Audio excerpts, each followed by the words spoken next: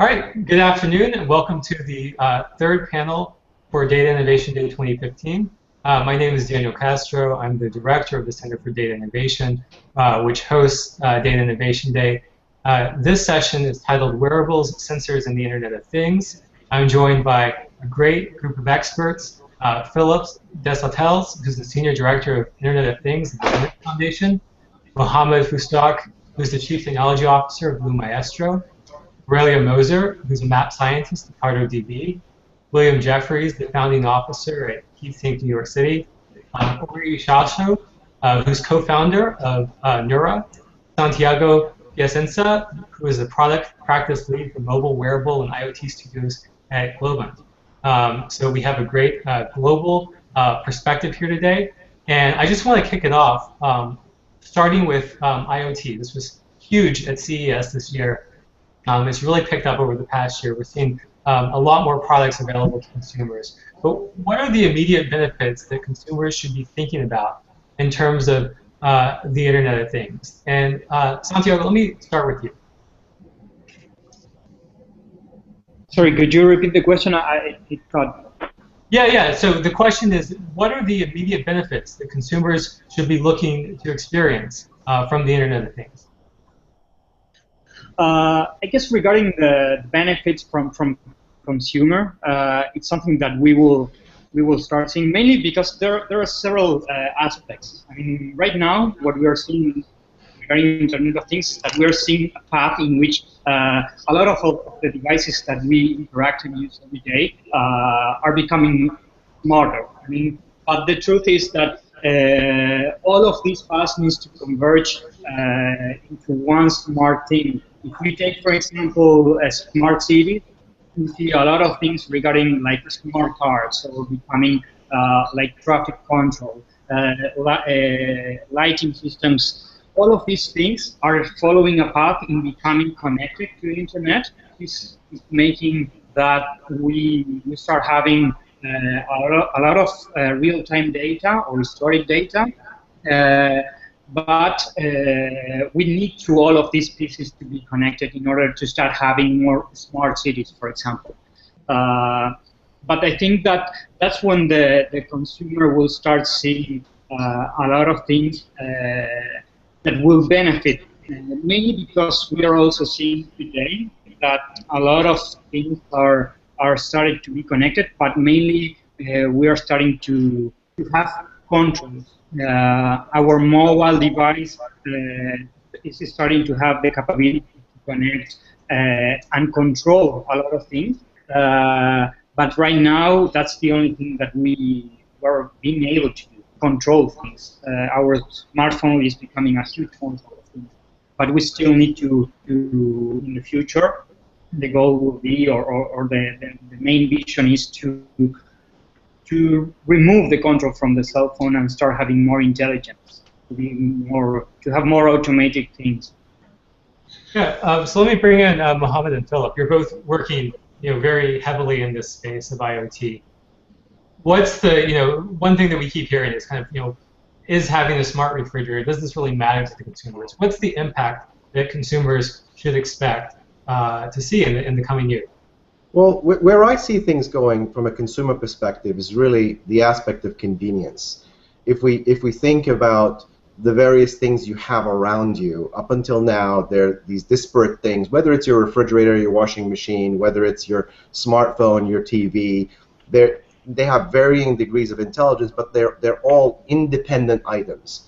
When you need to move data from, as an example, you want to create a shopping list, you open your refrigerator, you look what's inside, you transfer that data of what you need to something else. Humans are essentially moving the data around manually between things.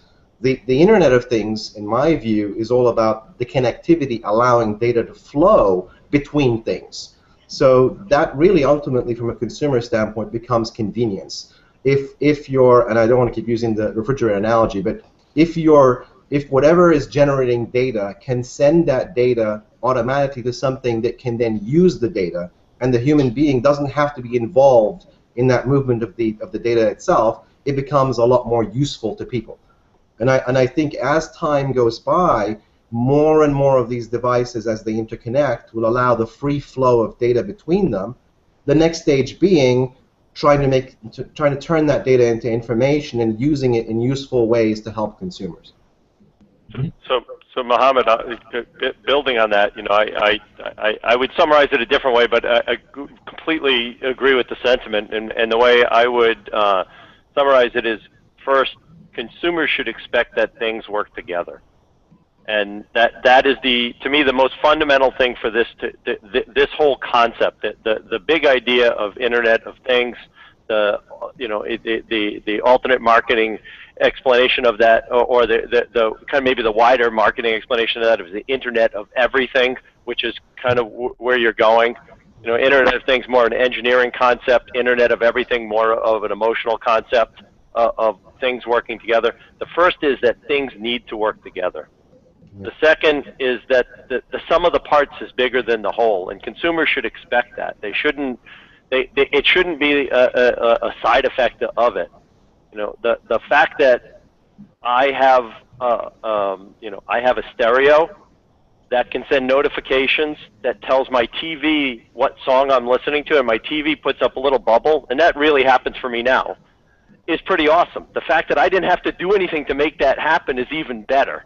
And that's like a real use case to me. I just want to know what song's playing on the radio right now, and I can get that today. That's awesome. Mosaic speaker, LG TV, bought them both in retail at Best Buy. They both work together and send notifications. So that's the second one to me in this, is that the sum of the parts is bigger than the whole.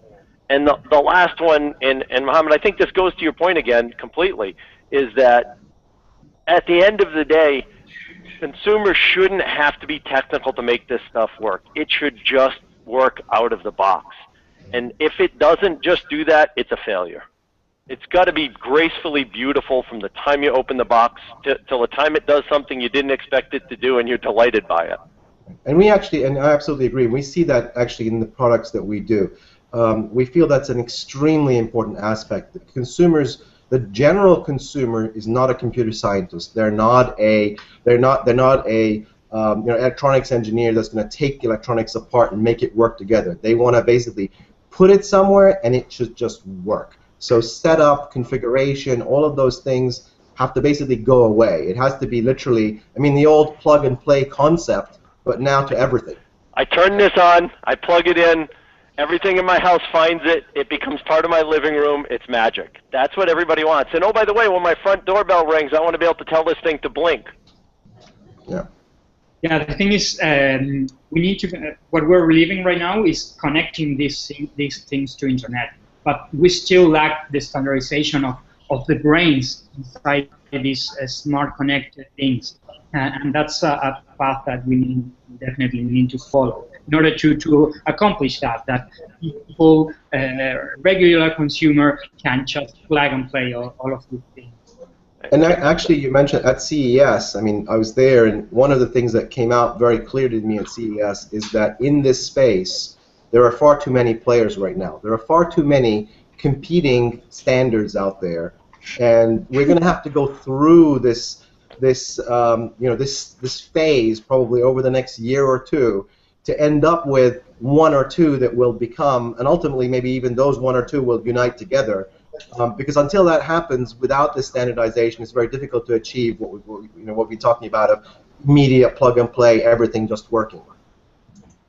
No, that's a great point, and I think this gets to the idea that so a lot of people are arguing that the Internet of Things, wearables, the connected sensor-based devices, this represents a major revolution, major transformation, but it's going to be long term. It's like with the electrification, the invention of the electrical power and the ability to distribute this and do lighting, that was a starting place. But it was everything that came next. That's where it became really powerful. And we see the similar thing with data, where it's a lot of the data that's coming out of the Internet of Things is coming out of these sensors and wearables. And maybe that's where some of this long-term innovation is going.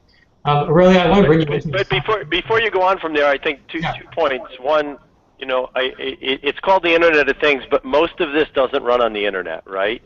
There's no reason for my for the remote control on my phone to talk to the cloud to run on a server that's in some distant place to come back and tell a light that's 2 feet away from me to turn on and off. So most of this smart connected devices, Internet of Things world, is really about proximal networks.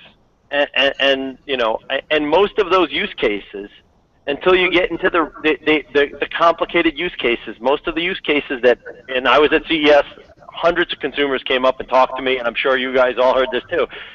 People aren't talking about magical use cases. They're talking about really simple ones. I want to know when somebody's at my front door. I want to know what song is playing. I want to be able to drive away and tell my house to go into away mode. That doesn't require, don't get me wrong, the big data is really important, and especially product companies and people who are building higher order features want that. But at the end of the day, in reality, that's a second order effect. The primary effect are simple use cases that make our lives easier and better. Well, that's a great point. That actually gets to my question, because you know the question is, you know, is the long-term effect going to be that we just have this convenience, these, you know, first-order conveniences, or is there something, you know, bigger that's happening when we see the digitization of so many different artifacts in our life? You know, does all of this data become meaningful in other ways? And so, Aurelia, let me go to you, and then also William, I want to bring you in because you're kind of working in this space as well with some of this data.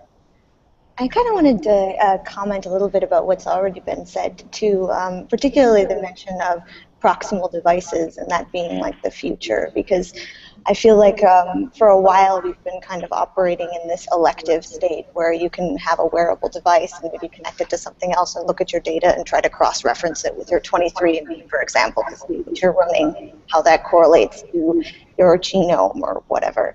But I think one of my favorite terms in the Internet of Things that kind of just is a new neologism, or a neologism, I guess, just by itself, is wearables. So the idea that the proximity of devices and their ability to communicate, or that your just mere presence in the room will allow your device to be reactive to you and to pick up information. I know, like, for example, the best connected home category, I think, the Internet of Things Awards this year had the sunlight, which doesn't rely on user configuration. It changes the hue based on the rotation of the Earth, right? So, or the Amazon Echo that is designed to pick up on your voice, but also all kinds of other data that you don't really have to configure. It just picks up on other devices automatically. So the actual proximity of those devices in a room or to you is what dictates how they respond and how they collect information without user input or dependency on the user. And then, and I was thinking of this anecdote too. I run like a workshop for a robotics team of students at a high school local to here.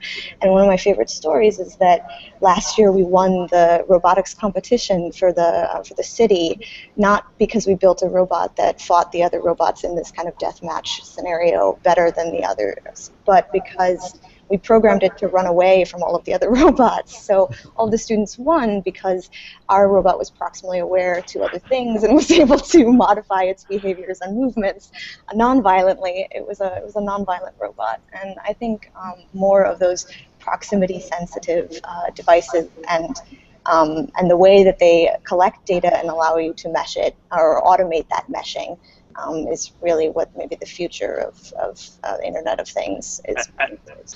Absolutely. I'll tell you a scenario that fits in that same model, which I love, is a company who we had in our space at CES makes an brand new, really cool, it's called HeatWorks.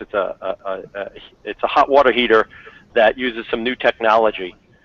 And it's super efficient and it's connected.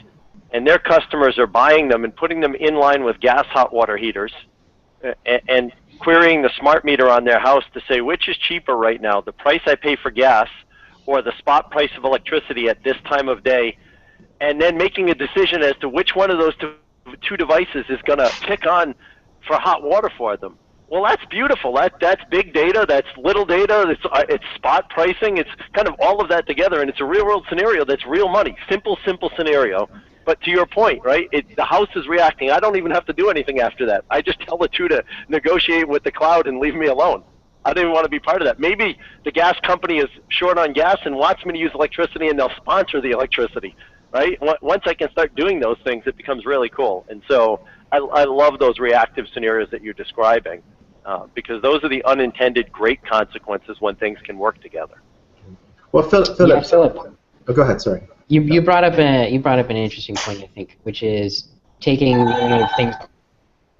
And I think, Aurelia, you spoke to this too. A lot of people have spoken to this, that things can connect directly, and in fact, they connect much faster if they connect directly over Bluetooth or Zigbee or whatever protocol you want to use, and that is really powerful because not only does it make things faster, but it makes things more private. And privacy is a major issue as we take these devices that normally we had a lot more control over, and we background them. So previously, do we really want the cloud knowing we're fat? What? Yeah, exactly. Yeah. So previously, when you wanted to interact with technology, you opened a box and you typed into it, and it was input and output, and it was very conscious.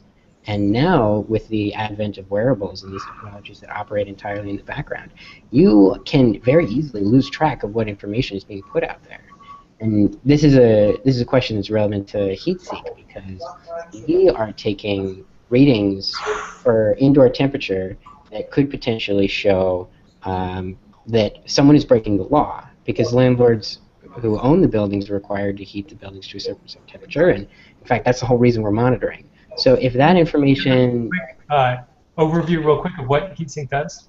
Yeah, absolutely. So in big cities like New York, old cities like New York, there are a lot of buildings that are still outfitted with old school steam heat, and it's very difficult to make sure that all of the units are at a safe temperature during the winter.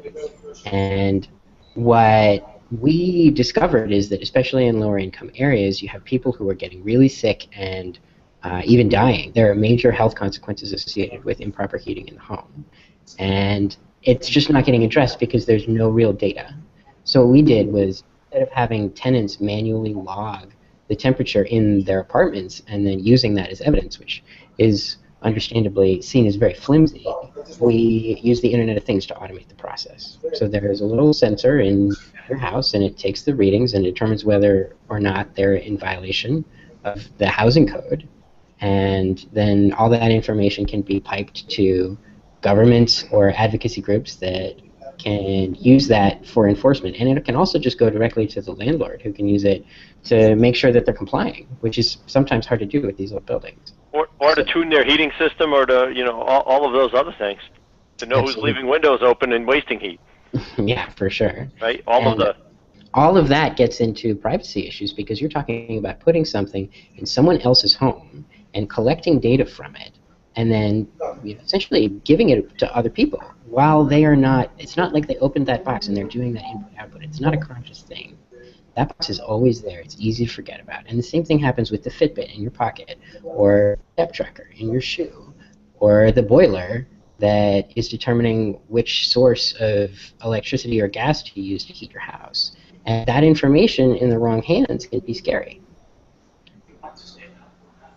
And that's why this notion, and I come back to it again, but this notion of the proximal network versus everything on the internet is fundamental, both from a technical point of view of just making this stuff work, but also from the ability to have fine-grained privacy controls, and then the protocols being used, whatever they are. I would advocate for all join. That's my unnecessary plug there for my alliance. I would, all join, like some of the other protocols, has fine-grained controls to decide what of things from the proximal network have access to the internet, and what things on the proximal network can be accessed to from the internet. And so those fine-grained controls at least create the mechanism by which a user can start to make conscious decisions about that. Let me take that conversation, Philip, though, sorry, and raise it up a level. Maybe you can jump in already here. But don't you think that there's putting in these mechanisms and privacy and all of these are great points, but how are users going to know what to choose, what to allow, etc.? I think there's a massive education issue here. Oh, I 100%. I 100% agree. Here's my iPad. Yeah.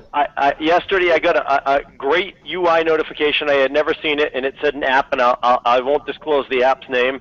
It said a certain app is tracking your location live now. Do you want to allow it to do that or not?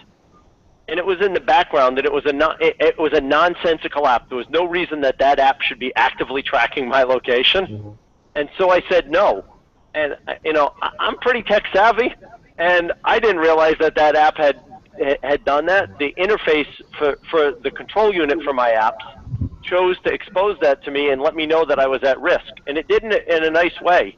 And so I think there's education and also conscious design to make sure that people get the right information. Right. That's what I was going to say, is that there's going to be, I think for IoT, IOE, NOE, however way you want to phrase it as a term, I think really the big transformation that's going to have to happen before it becomes widely adopted is educating people. The consumer base has to start understanding how these things will help them, what potentially they're going to be exposing and using them, how, and of course designs have to incorporate mechanisms that allow the users to have the control to adequately protect themselves and at the same time benefit from what's there. And this all has to happen over the next few years, in addition to all the platform wars and all the other, what's the right standard, before any of this really takes off, in my opinion.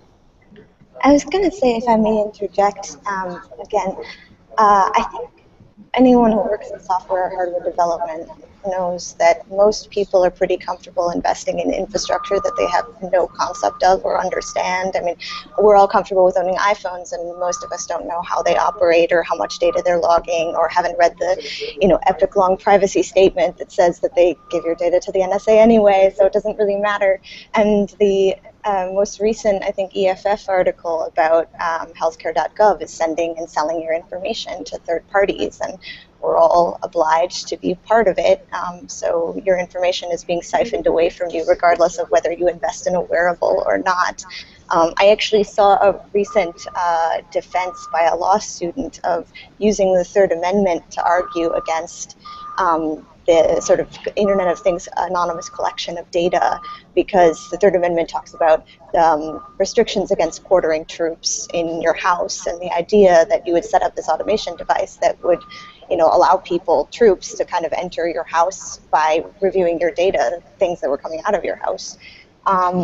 And I thought that was an interesting defense. I think increasingly we're going to see maybe more creative uses of legal restrictions and amendments based on the developments in the Internet of Things and what kind of data we get. But to William's earlier point about how a lot of these automation collection services start out with altruistic motives, or at least like goals of standardizing some kind of monitoring system and ensuring its integrity. We worked on a project earlier this year to map 60 years worth of agricultural sensor data from East Africa. So it was taking in a lot of water and environmental sensors to assess the agricultural integrity of a particular part of Tanzania. And the data was predictably such a mess, because in the 60s, they were collecting it on notebooks and then transcribing it to spreadsheets later on. So we had every date format you can imagine, and values had all the data types you could imagine. So that had to be cleaned and standardized for 60 years. And what we found in kind of mapping all of that data and standardizing it to one form was that there were huge gaps in the way that certain collectors had been collecting the data, or not collecting it at certain stations. And they were all employed with the same benefits and same salaries, same number of employees, but certain stations were completely defaulting on their obligation to collect these data in a regular fashion. And that wasn't really sensible when you have all of these different data types and nobody's analyzing it. But when you automate that process, in the past 10 years, they've started to automate it. You start to get the same data structure for all of the data that you're taking in from the different stations. And it's much easier to monitor those inconsistencies and to see where people are defaulting on their responsibility. So I think one hopeful thing is that we're going to start seeing more standardized data formats. I know Mohammed earlier commented about there's too many standards, and I think that's like the refrain of software development, too many standards. at least for me. But I think there's some hope in the way that devices are going to be able to structure your data for you without you having to do that yourself. Yeah, I would. I think that was an excellent point. I liked what you said earlier on about the way that a lot of these data collection efforts started out with really altruistic motives. And I think all of us who got into Internet of Things did it because we wanted to build things that were going to make people's lives better. We all have altruistic purposes. And it's really important that we keep sight of those, because we are the ones who are constructing this future that could very quickly turn into a dystopia. And it's something that we're very cognizant of at HeatSeek. You know, the way that we handle our data, we're trying to be very responsible about it. And you know, I hear these stories. There was an article recently about an organization that had started off doing facial recognition interpretation. So a computer would look at your face and it would be able to tell what emotions you were experiencing. And they got their algorithms better than people, so that micro expressions, expressions that were only on the face for milliseconds, were being picked up and interpreted better, more accurately by computers than by humans. And originally the intention for this technology was to help people with autism and other kinds of emotional disorders, social disorders, to better interpret social interactions and better be able to integrate with society. And the technology was co-opted and used to better target advertising, so that people could look and see, like, what's going on with this guy's face? Is he into this product? Maybe we should change our messaging.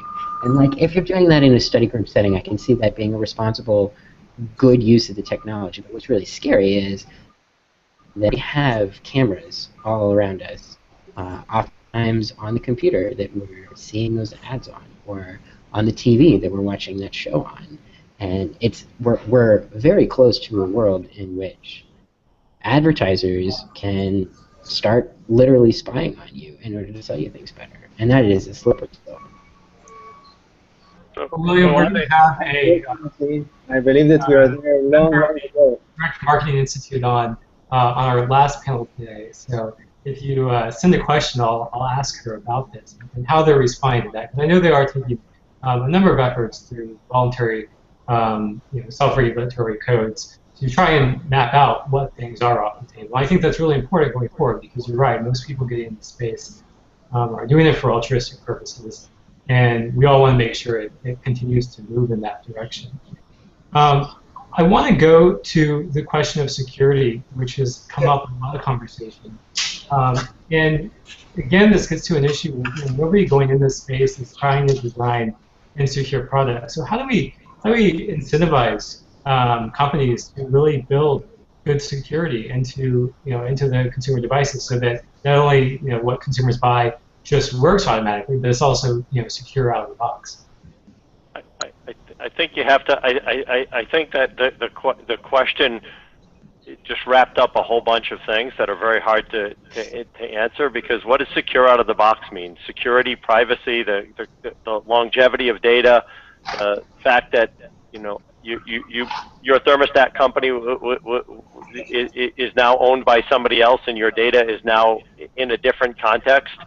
Both security and privacy are intimately intertwined and fit over a whole gamut. There's just the device level security, and I think most engineers building products try very hard to do the right thing there.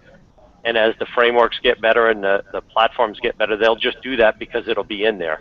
Very few of us worry about whether our HTTP stack is secure or not. We just use one of the well-known stacks and it works. But whether my website is secure and privacy conscious, and the cloud service that's attached to the website is secure and privacy conscious, and the business associated with all of that at any given time is secure and privacy conscious, are completely different problems. So I think it's important to separate those from the infrastructure of, can we build secure things? And the answer is yes, and there's lots of good ways to do that. And these harder questions that everybody's talking about here, about the business and the policies associated with the rest of that story. I think, Philip, though, to add, sort of taking your point and going in a slightly different tangent, we mentioned earlier about convenience and things working without human intervention to configure, etc. So you always got to be careful with security, because you can take things to such extents with security that things now become very, very difficult to use and very, very difficult to configure. So I would actually take a step back and say, ultimately, it's going to come down to what's the value of the data. Just think of data. There's probably going to be data that has so little value that is not, and the value could be tied to how long that data is alive.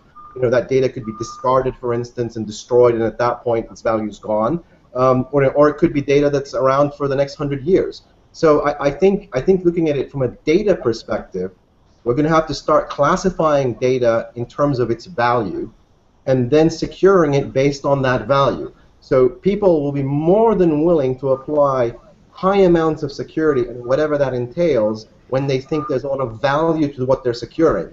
They're going to, on the other hand, be very, very much against the idea of applying large amounts of security and all of the problems that it entails to things that have no value at all. That will be seen as completely inconvenient to them.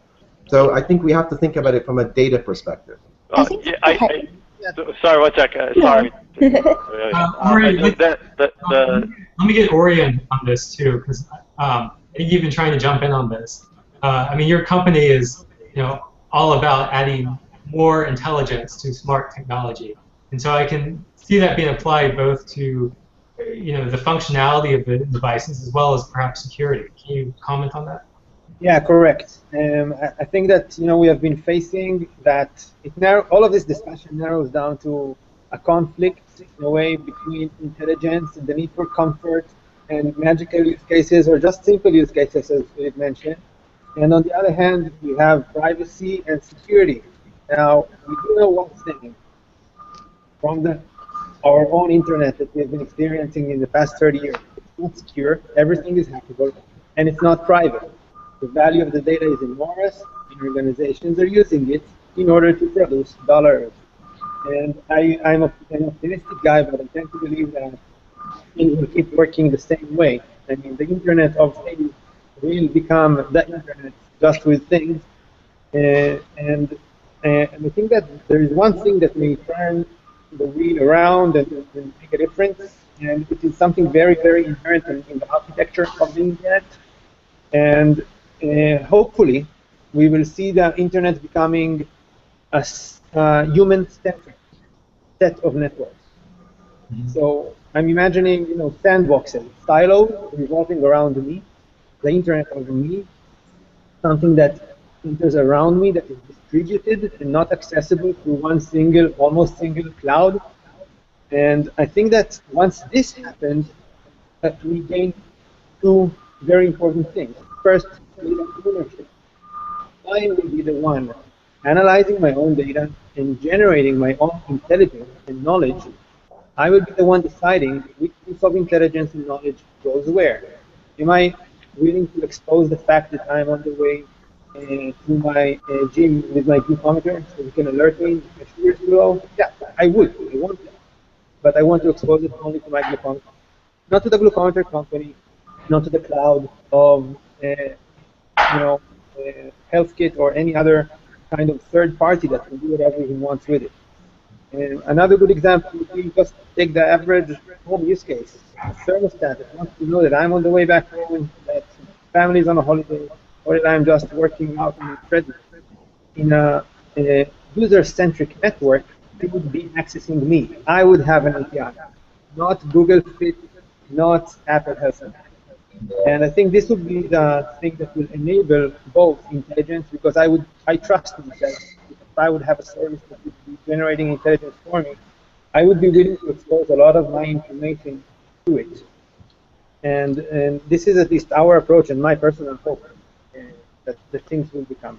So, Ori, your point matches in a different way with the one I was going to talk about, which is, Mohammed, I completely agree with your point, but say that there are these proximal networks. You said the Internet of Me.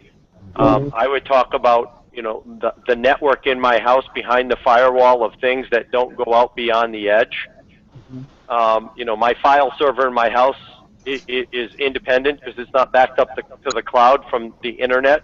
And as long as somebody doesn't get into my network, then it's secure. And so this idea of zones of control, proximal networks, plays into this very heavily. I want the intelligence that Ori's company makes to, I want that intelligence to run in my products, but I want it to do in those zones that I'm comfortable with. And Aurelia, to a point you made, right? Look, I signed up for 23andMe. I wanted to know. I'm willing to share a lot of it. You can argue that that's the biggest data dump you can share in the world, and yet I was okay with the terms of that sharing because of the way they were going to use it, and I had confidence in that. And so to the other side of this, informed consent is a good thing. And that's really where it comes down to it. I didn't have to read all the terms of the service. I just had to read the cliff notes that they provided me to know that, okay, I felt good with that. I was going to say, to extend that point, and thank you for mentioning that, because it made me think of kind of the social data that we're really willingly giving up all the time. I think to what Mohammed said about how we need to establish kind of a hierarchy of data that we provide people and decide, what can we release. But I think a lot of people really don't know how their data could be used. So we've been giving Facebook, photo data on us for the past 10, 12 years at least. So they have 12 years of aging data. What kind of, algorithm could you develop to detect aging and to predict, what you'll look like when you're 60 now? Based on all of this data we've just been freely dumping on them. And no one, really thinks about that when they log into Facebook. They don't think about the profile they're developing for photo recognition and surveillance of the future. So it's really hard to establish those hierarchies, or even to define what privacy and security is reasonable as a standard for everyone. I think those are pretty subjective, in the same way that quality of life, a measure of quality of life on maps or in, international surveys indicates usually that technological penetration does not correlate always with people's happiness in a place. So I'm not sure that, it's easy to establish those standards. Well, I mean, so take a simple object, a light bulb. I don't care if the light bulb data goes up and somebody uses it, unless somebody is nefarious and uses that data to build a pattern of when I go to work every day, and then they know when I'm not there at my house, and then they use that to establish the perfect time to rob me. Or when somebody else decides they're going to sue me and claim that I was or wasn't home at a given time when I claimed I was or wasn't home, and all of a sudden that data is coming back to be really dangerous for me in some way or another. And so seemingly simple little tidbits of data, and Mohammed, I agree with you, it's a very complex, layered story. And that's why I think these shells of what I'm willing to share and what I'm not willing to share and what can go out and what can't go out will become more important to people, because you won't know what you should and shouldn't share. So this is where I was saying earlier about education, and ultimately, it's going to be interesting to see how things evolve. I mean, the case was brought up about the internet and how the internet has itself evolved, and you can look at that as a case study of perhaps where the Internet of Things is going to go. It may just be that people will find that the convenience and of what they're being provided with is so compelling to them that they're just willing to give up privacy and data access and say, you know what, I'm giving that all away on the internet already, whether it's additionally given out through my house, I'm fine with that. And by the time they realize that what they've done, it may be too late. Or it could be we go the completely the other way.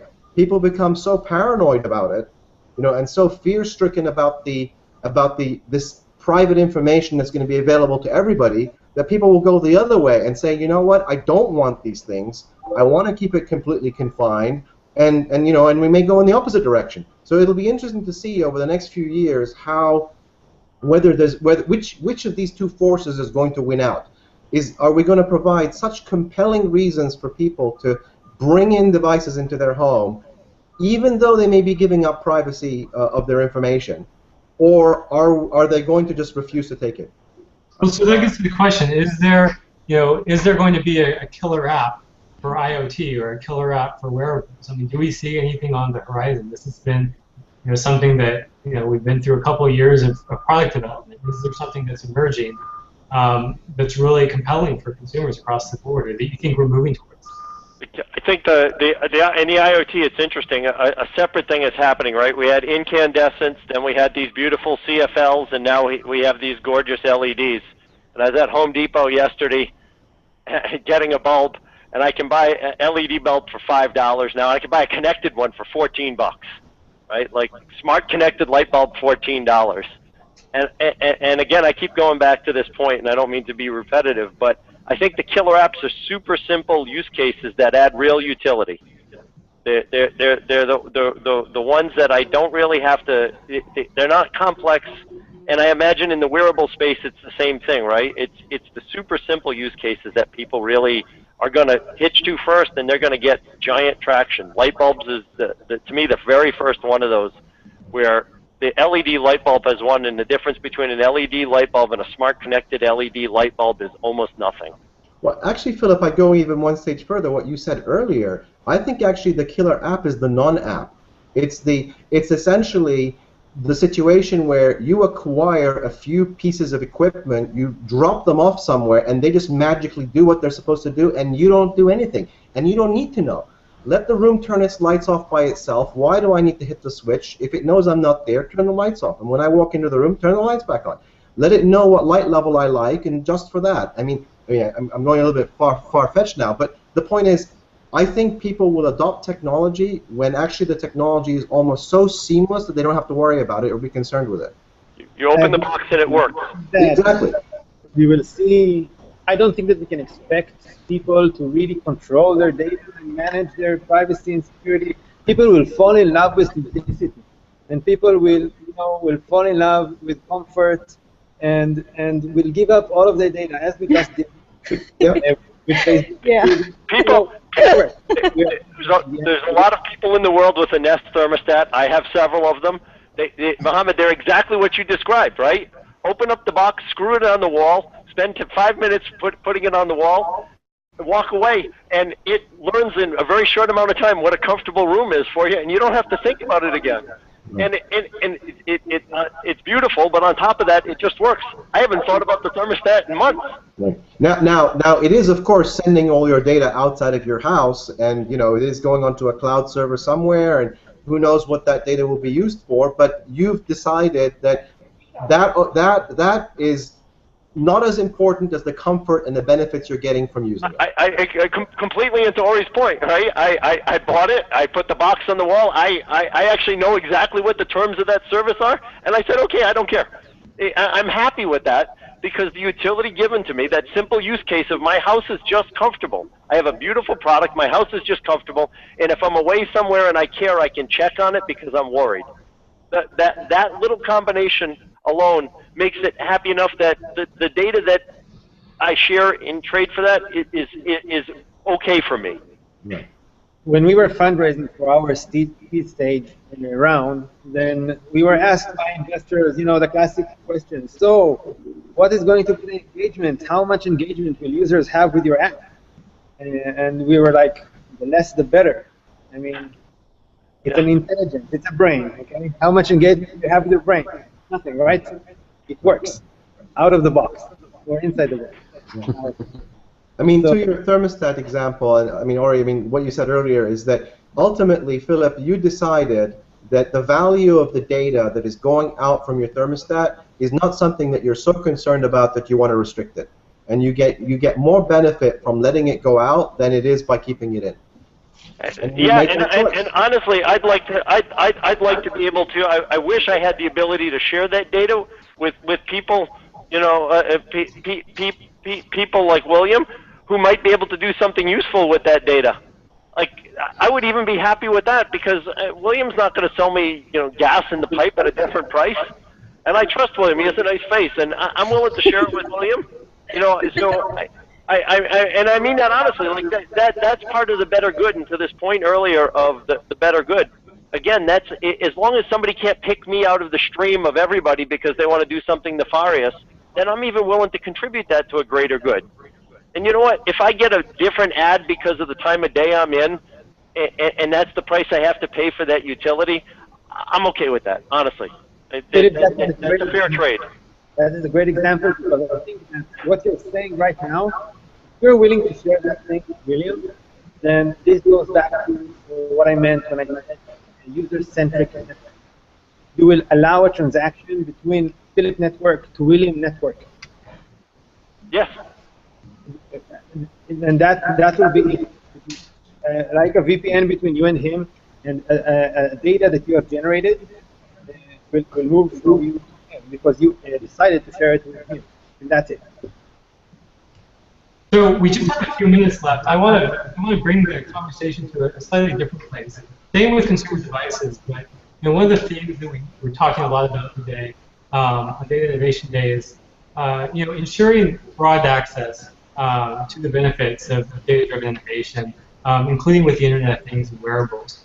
So as we talk about the new products and services that are coming out here, how can we make sure that this is something that's not something that's only available to wealthy individuals or certain populations, that's not available just in certain nations? How do you really ensure that the benefits of the Internet of Things are extended globally?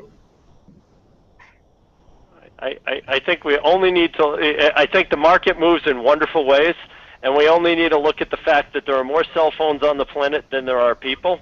And I work with a labor rights organization. The number one thing that an immigrant does when they come to the United States after they find shelter and a job is buy a smartphone so they can talk to everybody else that they know in the world, right? Their family, their friends, they can find information. The commoditization of technology, but by this stuff being popular, it becomes cheap, and by becoming cheap, it becomes accessible, and by becoming accessible, it becomes ubiquitous. $5 LED light bulbs, 2 years ago they were $100. They're $5 today, and that's retail. It's just going to get better. Well, I will add to that. Not only will obviously the price of things drop as volumes increase, which will happen, but I think also if you go to other countries, and if you go outside of the developed world, go to the underdeveloped world, there could be a lot of side benefits that people get who don't necessarily acquire the technology themselves. If municipalities or others start deploying these technologies, the benefits will still benefit people. So I think that there's really two different ways in which the rollout of technology will directly impact people. Either they themselves acquire it because the price point keeps dropping far enough down that it's something that they can simply deploy themselves, or the price is low enough down that organizations themselves in other countries can start widely deploying it. Whether it's, for instance, sensors in farming that are deployed at a community level that benefit all the local farmers by giving them accurate data, even though the farmers themselves are doing nothing, just consuming the actual data that's provided to them. So I think there are ways like that where it will roll out. I think we're even going to see a process in which there is a commoditization of sensors and an overpopulation of sensors. So I had my Adidas shirt and my Reebok shoes that I run with, and my Timberland shoes that I go to the office with, and at some point I'm going to have more sensors than shoes in my closet, and I'll be facing the question of, hey, where do I want to consume my step data today? And I may, at least in my case, now I have two sensors on me, and we are in 2015. Yes. And that, Ori, that's actually a great point you bring up for a future discussion segment, which is if things go the way I think we're thinking they will go, the explosion of devices that generate data is going to be exponential. It's going to be like nothing we've seen before. And now that in itself introduces a whole new set of problems of managing that data, synthesizing it, making useful information out of it. And I think that's something to look forward to perhaps in the next few years. Because if you talk about the Internet of people and billions of people, now you could easily get into the Internet of trillions of devices. So something else to think about. Yeah, I mean Google's work on the flu. Because the next panel that's starting right now is all around innovations in analytics, visualizations, and big data technology, which is basically, what do we do with all this data? How do we manage it? And do we have the technology to keep up? I want to thank all of you for your contributions today. Really appreciate the discussion. This is something that we're going to be continuing in the months and probably years ahead. So thanks again for joining us today, and we look forward to talking with you more. Thank you. Thank you.